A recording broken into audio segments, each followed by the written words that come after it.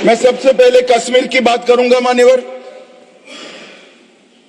कश्मीर में हम सब जानते थे कि पड़ोसी देश से आए दिन आतंकवादी घुसते थे, यहां बम धमाके करते थे, हत्याएं करते थे। एक भी त्योहार ऐसा नहीं होता था जो चिंता के बगैर जाता था। और केंद्र सरकारों का रवैया लचीला होता था, चुप्पी साध जाते थे, बोलने में डर लगता था, कोई दुविधा भी थी, शायद वोट बैंक का भी डर था। नरेंद्र मोदी जी के आने के बाद आतंकवाद के खिलाफ जीरो टॉलरेंस की नीति प्रधानमंत्री की ने। हमारे आने के बाद भी हमले हुए, उरी पर हुआ, पुलवामा पर हुआ। पहले हमले होते थे, कुछ नहीं होता था, कोई कुछ नहीं बोलता था, जवाब नहीं दिए जाते थे और लोग भूल जाते थे। दिल्ली के अखबारों में कोने में कहीं छपता था, आज 7 लोग शहीद हो गए, मारे गए, बम धमाका हुआ। मगर कोई संवेदना तक समाप्त हो जाए वहां तक चीजें लिंगरिंग रहती गई, लिंगरिंग रहती गई, लिंगरिंग रहती। मोदी जी के आने के बाद उरी और पुलवामा में हमला हुआ। 10 ही दिन में पाकिस्तान के घर में घुसकर सर्जिकल स्ट्राइक और एयर स्ट्राइक कर जवाब दिया।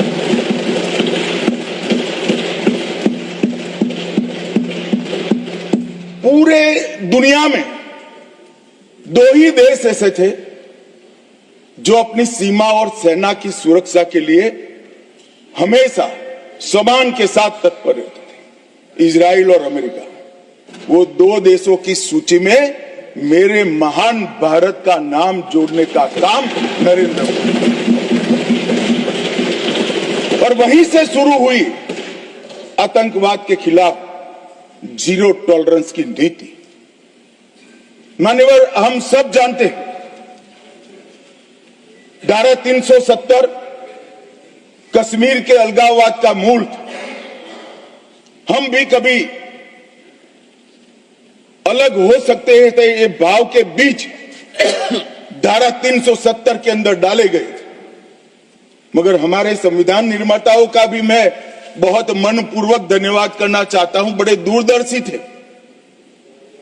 उन्होंने इसको टेम्पररी बनाया था और धारा 370 को हटाने का बीज भी धारा 370 में ही डाल दिया गया।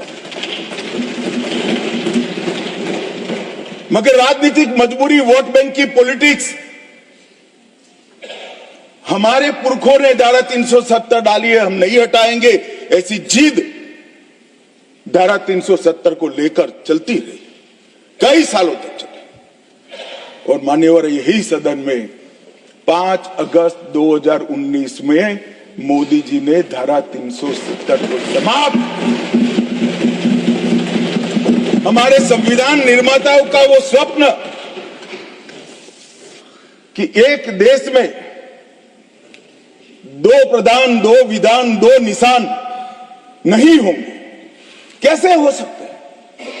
देश में एक ही प्रधानमंत्री हो सकता है, देश का एक ही संविधान हो सकता है और देश का झंडा भी एक हो सकता है।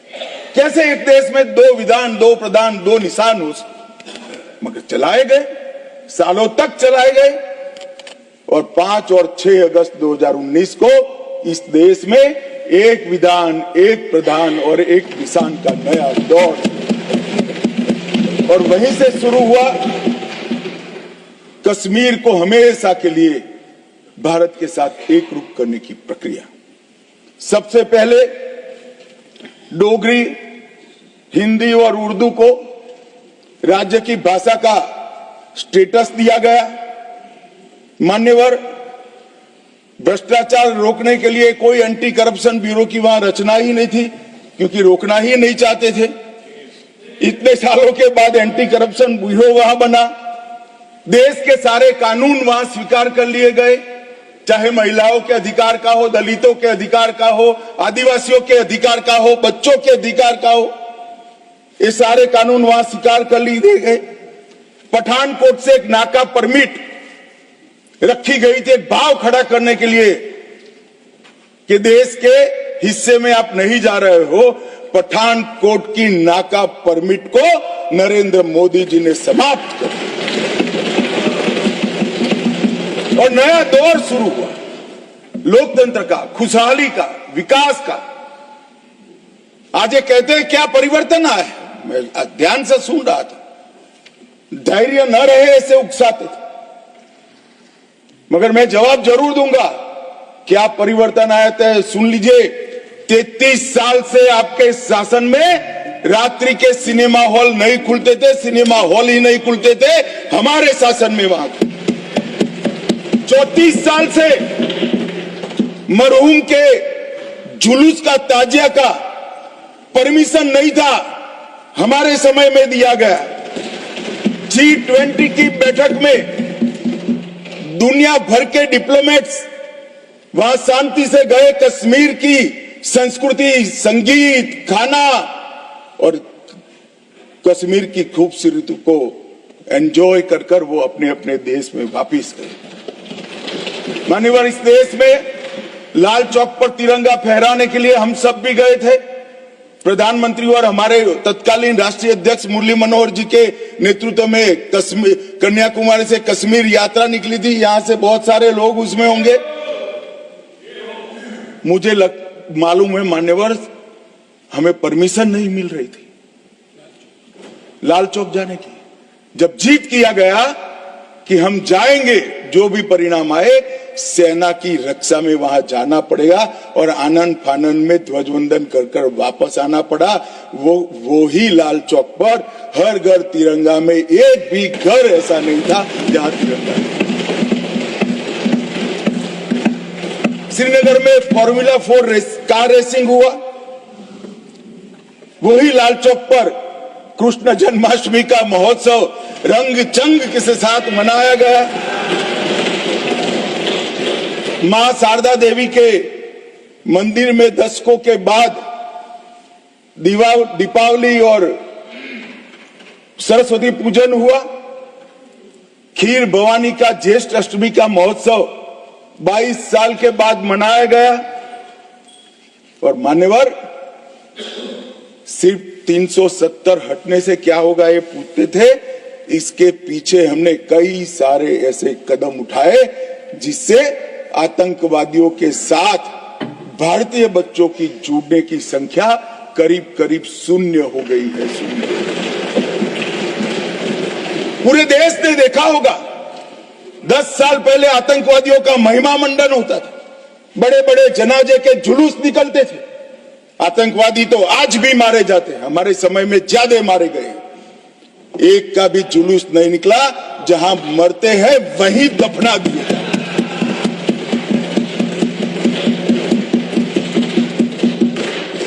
कोई आतंकवादी बन जाता था, उनके परिवारजन बड़े शौक से सरकारी नौकरी करते थे, तंत्र चलाते थे। हमने ढेर सारे आतंकवादियों के रिश्तेदारों को रूथलेसली सरकारी नौकरी से निकालने का काम किया और एक कठोर संदेश। बार काउंसिल में उनके समर्थक बैठे थे, केस नहीं कर सकते थे, हड़तालें हो जाती थी। जो समर्थक बैठे थे वो सभी या तो दिल्ली की जेल में है या श्रीनगर की जेल में है। मान्यवर, आतंकवाद और आतंकवादी दोनों के समर्थकों सरकारी रोजगार, पासपोर्ट देने में और गवर्नमेंट कॉन्ट्रैक्ट के लिए हमने बिल्कुल बैन कर दिया, हिम्मत के साथ किया और आज लोग नहीं जुड़ रहे।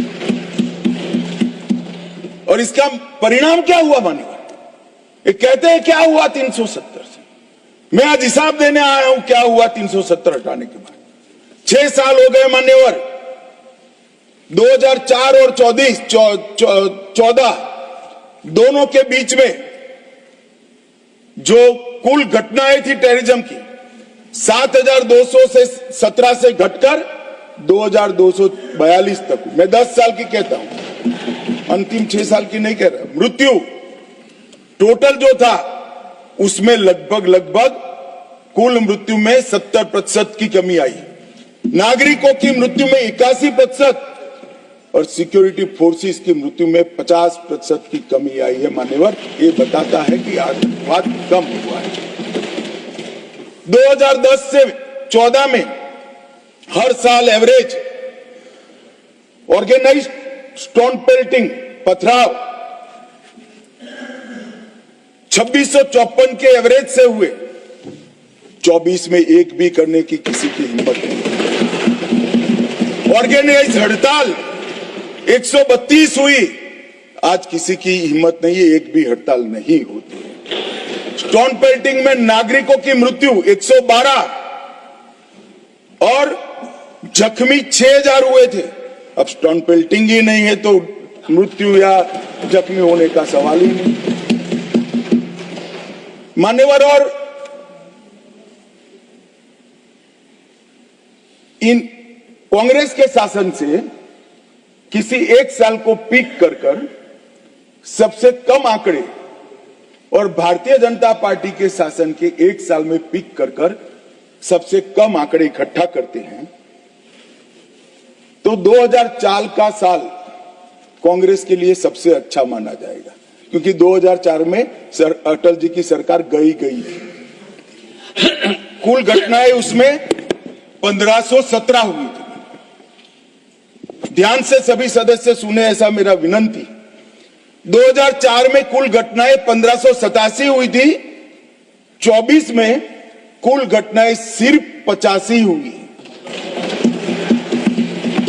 नागरिकों की मृत्यु 2004 में 733 हुई थी, 2024 में सिर्फ 26 हुई। सिक्योरिटी फोर्सेस का मृत्यु 331 हुआ था और 2024 में 31 हुआ है। मान्यवर, ये परिवर्तन आया है। और कश्मीर के विकास के लिए भी जब शांति होती है, सुरक्षा होती है, लोकतंत्र बहाल होता है तो विकास अपने आप होता है। मगर कई सालों से कश्मीर की तिजोरी खाली थी। नरेंद्र मोदी जी ने 2015 में 80,000 करोड़ की 63 परियोजनाओं को जम्मू कश्मीर लद्दाख के लिए अप्रूव किया।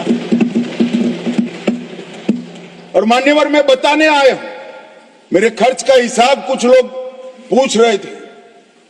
अरे भाई, थोड़ा कम हुआ होगा, हमने तो रखने का हिम्मत तो किया। आपके समय में तो खर्च का प्रोविजन भी नहीं कर सकते क्योंकि ऐसी स्थिति ही नहीं। मगर ऐसा नहीं है, खर्च नहीं हुआ है। 80,000 करोड़ में से 51,000 करोड़ का खर्च मान्यवर समाप्त हो चुका है और 63 में से 53 परियोजनाएं पूरी तरह से क्रियान्वित हैं।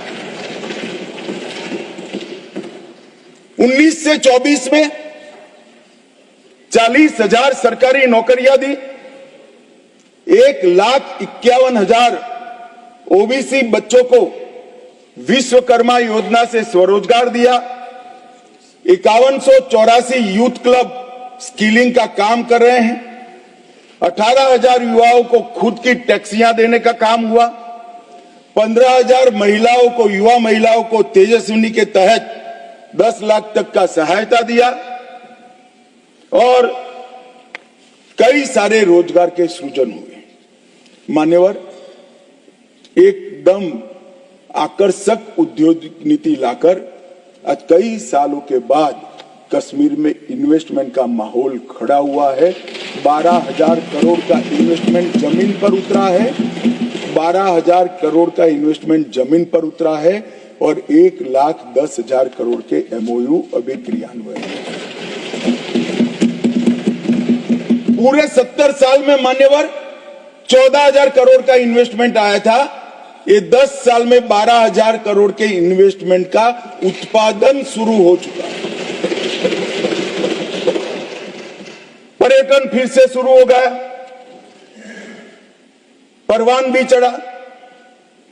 2023 में 2 करोड़ 11 लाख पर्यटक, आजादी के बाद सबसे ज्यादा पर्यटक मेरे जम्मू कश्मीर में। पर्यटन के क्षेत्र में 250 करोड़ का निजी निवेश हुआ है। डल झील पर वितस्ता महोत्सव मनाया गया। डल झील में क्रूज बोट का शुभारंभ किया गया और यहां पर लोकतंत्र की दुहाई देते हैं। उनके शासन में मान्यवर पूरे कश्मीर में लोकतंत्र के नाम पर 90 विधायक और 6 सांसद हुआ करते थे। इतने बड़े कश्मीर में जनप्रतिनिधि 90 विधायक और 6 सांसद। अब 34,262 जनप्रतिनिधि चुने हुए कश्मीर में हैं। ग्राम पंचायत भी है, तहसील पंचायत भी है, जिला पंचायत भी है, म्यूनिसिपैलिटी है, म्यूनिसिपल कॉर्पोरेशन भी है, विधानसभा भी है और संसद सदस्य भी है। 370 की आड़ में इसको बंद कर रखा।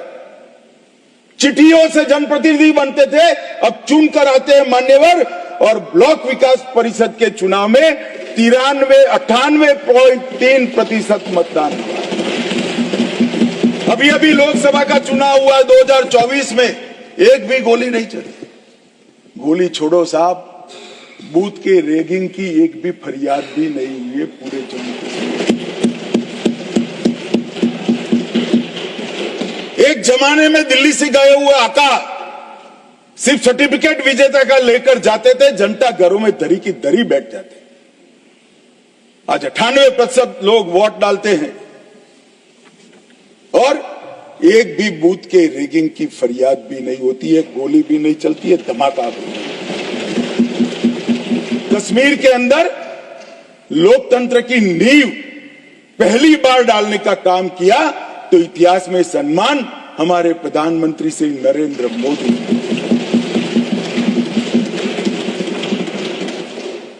संसद ने भी जब राष्ट्रपति शासन रहा कई महत्वपूर्ण बिल पारित किए।